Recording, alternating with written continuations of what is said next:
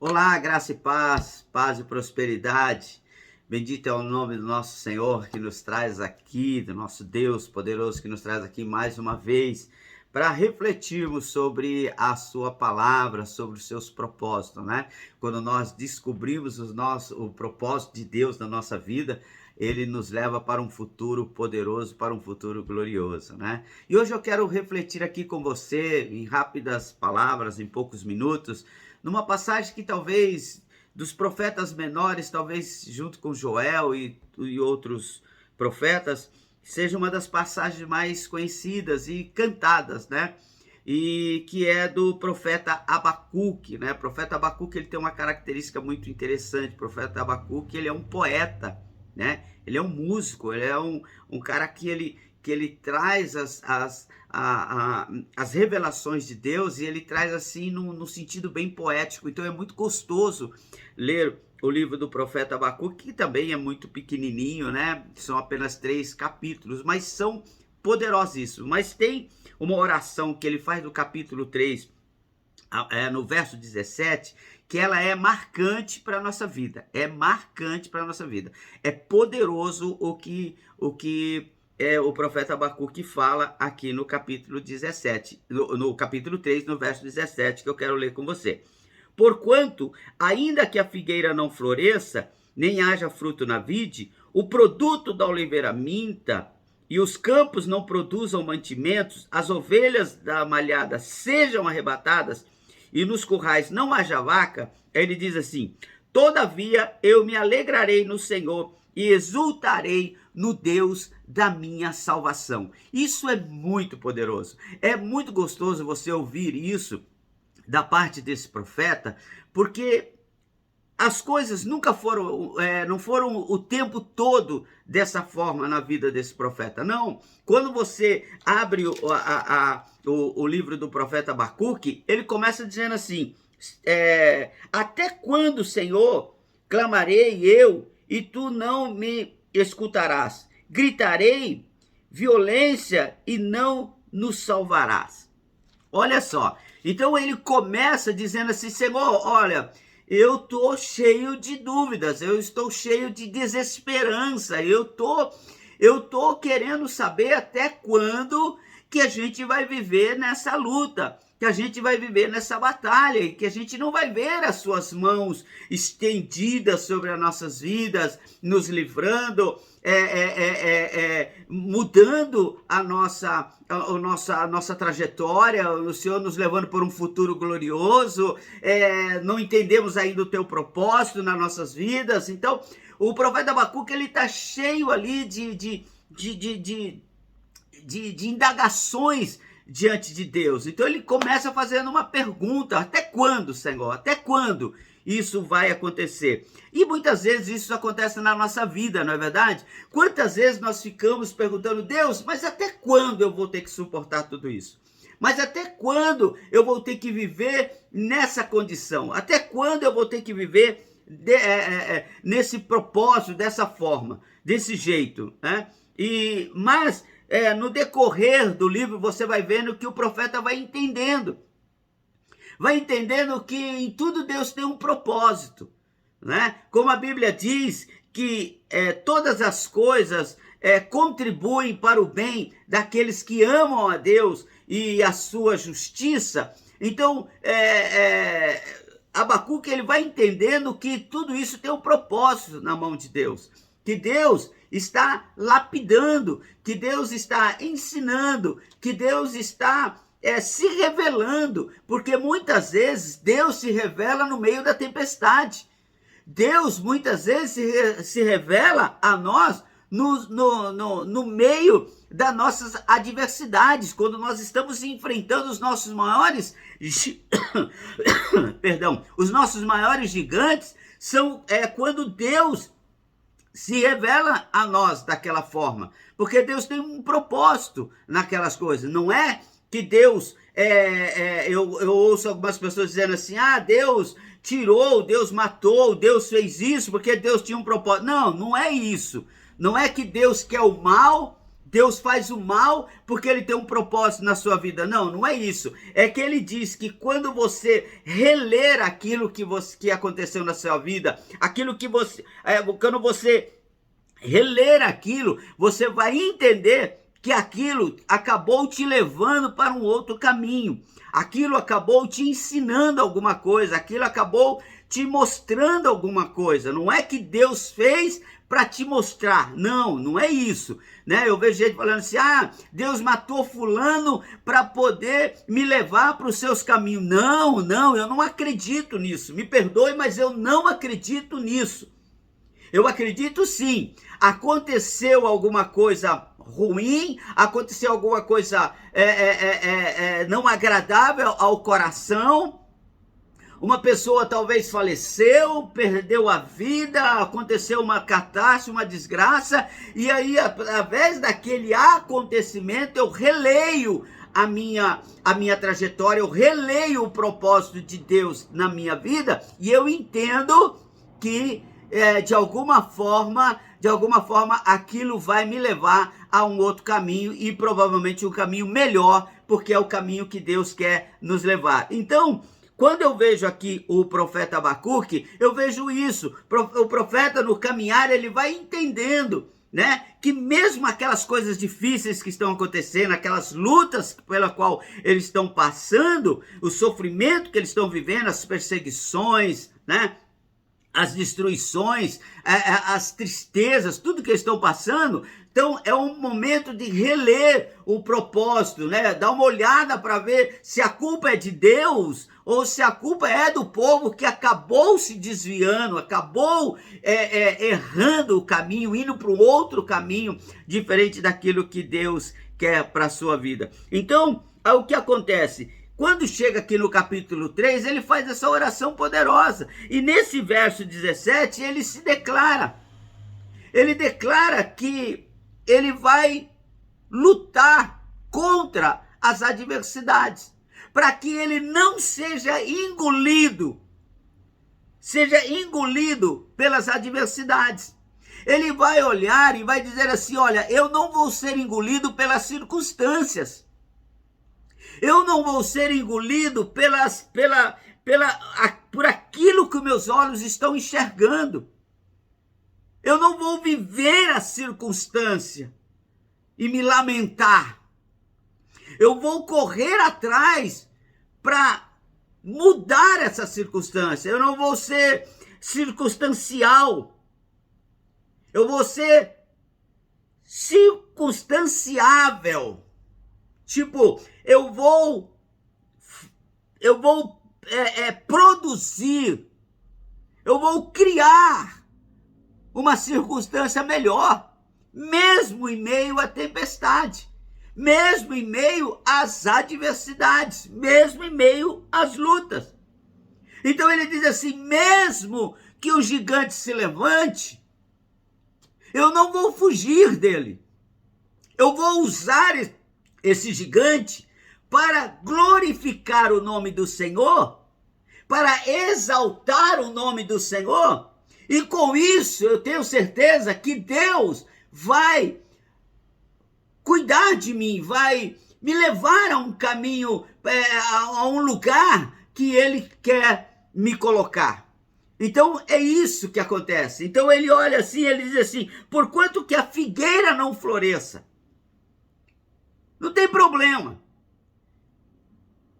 A gente poderia falar aqui sobre saúde. Eles usavam pasta de figo para colocar nas feridas. Ele diz assim: mesmo que eu passe aí por um problema de saúde, que eu tenha algumas dificuldades nessa área, isso não vai me abater, isso não vai me fazer parar. Mesmo que eu tenha momentos de tristeza, porque ele fala assim: nem que haja falte fruto, que não haja fruto na vide, quer dizer, que não haja vinho, que não haja uva que produz o vinho que traz alegria. Ele disse: mesmo naqueles momentos de maiores tristeza na minha vida, eu não vou desistir, eu vou reler tudo isso. Quando faltar o dinheiro, produto da oliveira minta. Produzia-se azeite falava de dinheiro. Vendia o azeite, né? Os campos não produzem mantimento. Quer dizer, não tem fartura. Está faltando alguma coisa, tem uma escassez, as ovelhas da malhada sejam arrebatadas. Falando de escassez, nos currais não hajam vacas. Quer dizer, eu olho e não vejo provisão. Eu olho e não vejo que eu tenho uma garantia. É como ele estivesse dizendo assim, mesmo Senhor, que seja o maná. Porque o maná, o povo que viveu no deserto, ele tinha que acreditar que amanhã ia ter novamente, que o mesmo Deus que jogou o maná hoje, que deixou descer do céu o maná hoje, ia descer amanhã também. Era uma forma de acreditar que não era sobre eles terem a garantia. Era sobre eles confiarem que Deus era o seu seguro bem presente. Sabe, queridos, eu quero dizer aqui para você hoje, não importa o que você esteja vivendo, não importa as circunstâncias que você está vivendo, continue acreditando em Deus. Ponha a sua vida no seguro. Você sabe por que você coloca um carro no seguro? Sabe por que você coloca a casa no seguro? Um bem que você ama no seguro, que você gosta ou que é de grande valor no seguro? Porque se algo acontecer de errado, o seguro restitui aquilo para você. Se roubarem o seu carro, o seguro dá outro. Se baterem de perda total, o seguro dá outro. Se acontecer um acidente, a sua casa for destruída ou for roubada, você recebe de volta. Confiar em Deus, colocar a nossa vida em Deus, nos alegrarmos em Deus, porque a Bíblia diz que a alegria do Senhor é a nossa força. Ele está dizendo assim, quando eu me alegro em Deus, eu tenho um seguro. Eu tenho um seguro porque aquilo que eu perder, e Deus entender que aquilo é para minha vida, Deus vai restituir. Deus vai colocar de volta. Então é isso que está acontecendo aqui com Abacuque. Abacuque está dizendo, Senhor, eu já perguntei para o Senhor até quando a gente ia viver dessa forma. Eu já fiz as minhas indagações, já passei por um momento de tristeza. Olha, nós passamos por um momento de escassez. Nós tivemos aqui um problema com pandemia. Nós tivemos aqui várias situações. Teve hora que eu olhei e pensei assim, o que será do amanhã? Porque eu não estou vendo nada para me alimentar amanhã. Eu olho para os currais e não tem vaca. Eu olho para as oliveiras e elas não têm frutos. Eu estou olhando ao redor de tudo aqui e não estou vendo nada. Não estou vendo condições para continuar. Não estou vendo as ovelhas produzirem. Elas não estão se reprocriando. Aí ele diz assim, mas, todavia, eu me alegrarei no Senhor, e exultarei, e exaltarei, e glorificarei, e ficarei celebrando ao Deus da minha salvação. Ele muda a circunstância. Ele diz assim, olha, não vai ser as coisas que os meus olhos veem, nem aquilo que o meu coração mostra ou sente, que vão me fazer parar de me alegrar no Senhor. Porque a tua alegria é a minha força. Então ele diz assim: não tem problema que os meus olhos não estejam enxergando uma provisão para amanhã. Não tem problema se eu não estou vendo uma provisão, se meus olhos não enxergam as tuas mãos. O que importa é que mesmo que meus olhos não enxerguem, mesmo que as minhas mãos não possam tocar, mesmo que o meu coração, que a minha mente não consiga entender, o meu espírito, aquilo que está dentro de mim, o Espírito Santo, a alegria da tua salvação, a alegria de te conhecer, de saber que tu és o Deus do ontem, do hoje, tu és o Deus do amanhã.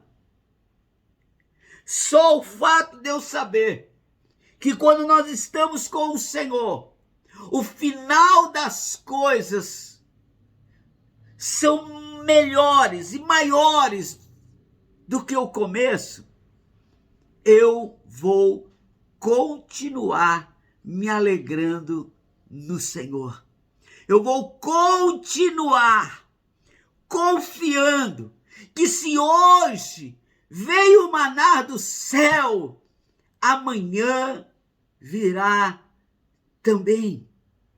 Eu vou continuar confiando que não é sobre o que eu faço, não é sobre o meu poder de fazer, a minha força no fazer, mas é sobre o quanto eu acredito, é sobre o quanto eu confio, é sobre o quanto eu coloco a minha vida à sua disposição. É o quanto eu coloco a minha vida no teu seguro. Elevo meus olhos para o monte, disse o sábio Davi. Elevo os meus olhos para o monte, cantou o poeta Davi. E ele diz assim: de onde me virá o socorro? Ele faz o mesmo questionamento que fez Abacuque. Até quando, Senhor? De onde me virá o socorro? Mas imediatamente ele dá uma virada nisso e diz assim: eu sei, Senhor, que o meu socorro vem de ti, porque o Senhor fez os céus e o Senhor fez a terra. O Senhor fez os céus e o Senhor fez a terra. Tudo está no teu controle, tudo está nas tuas mãos, então eu não tenho nada para temer. O Deus que fez uma vez, vai fazer duas, vai fazer três, vai fazer quatro, vai fazer quantas precisarem. Assim fala Abacuque: Senhor, eu duvidei, eu questionei, eu perguntei até quando nós íamos viver isso, mas agora eu entendo. Graças ao Senhor, graças ao teu Espírito que está em mim, hoje eu entendo que eu não vivo pelas circunstâncias, eu não vivo pelo que meus olhos enxergam, eu vivo por aquilo que o meu coração crê. E eu quero viver, não o que meus olhos veem, não quero viver aquilo que meus ouvidos ouvem, eu não quero viver por aquilo que eu tenho expectativas, eu quero viver por aquilo que o Senhor é, por aquilo que o Senhor faz em mim, por mim e através de mim.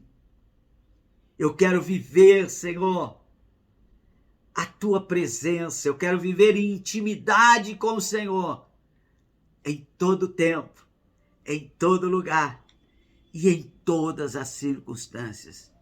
Ainda que a figueira não floresça, ainda que não haja fruto na vide,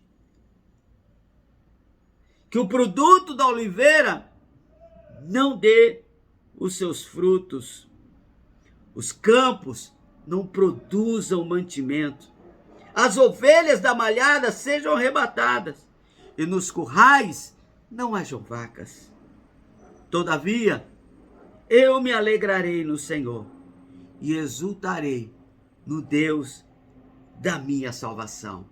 Aí ele diz assim: Jeová, Deus, meu Senhor, o Senhor é minha força, e farás os meus pés como as das servas, e me fará andar sobre as minhas alturas. É nisso que eu confio, que amanhã será melhor do que hoje. Ele fala como falou Jó, no seu momento de maior luta e maior dificuldade. Quando todos diziam: Jó, não tem no que você acreditar, não tem mais no que você confiar. Ele disse: não, eu sei. Sabe, querido, essa palavra é poderosa para minha e para a tua vida. É a convicção de que Deus é Deus na sua vida. Jó disse assim: vocês podem falar o que quiser, os meus olhos podem mostrar o que quiser, as circunstâncias podem ser as piores, nada vai mudar a convicção que eu tenho de que o meu Redentor, de que o meu Deus, ele vive, e que vocês podem aguardar, ele vai se levantar sobre a terra, ele vai mudar essas circunstâncias.